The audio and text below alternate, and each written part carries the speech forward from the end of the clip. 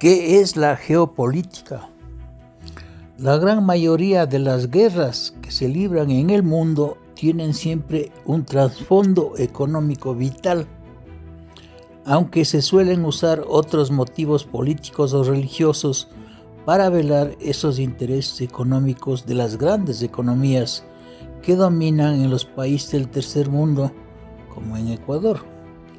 Cuando alguien me pregunta quién mismo gobierna el Ecuador, esperan que mi respuesta sea las grandes empresas o compañías bancarias, o los políticos, o las órdenes vienen de las grandes potencias mundiales del G7 o de los BRICS, etcétera, etcétera.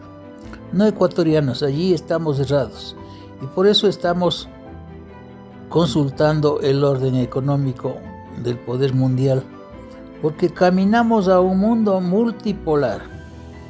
Y aunque en la geografía Ecuador aún no despega por ser un país minúsculo, sin soberanía, las órdenes no vienen de las grandes potencias mundiales.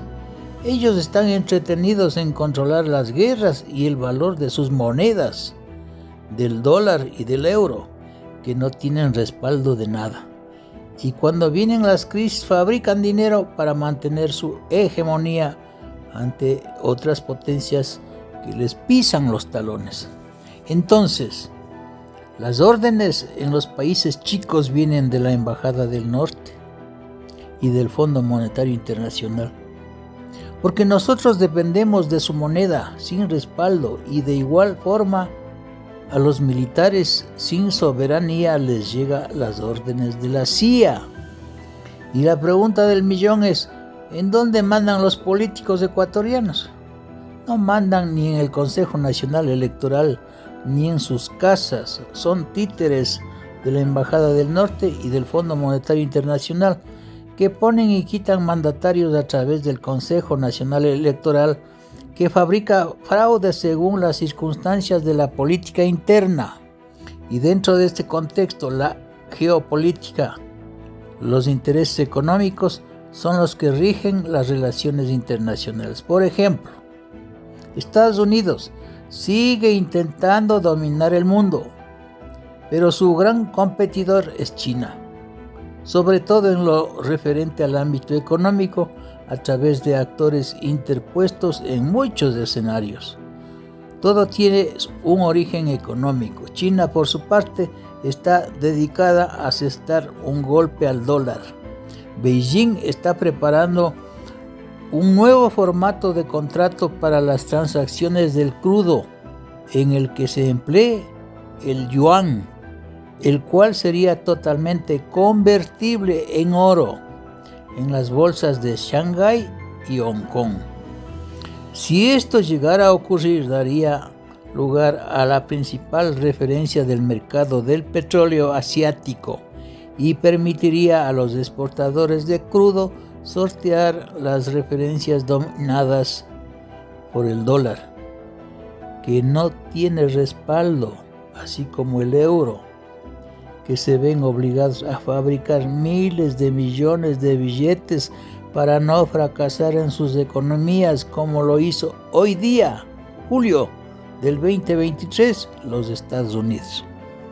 Afganistán es otro ejemplo de la primacía de la economía en la geopolítica. Estados Unidos decidió volver a Afganistán, en donde casualmente la producción de opio se ha multiplicado. Además, Afganistán es riquísimo en minerales como Ucrania, el petróleo y gas.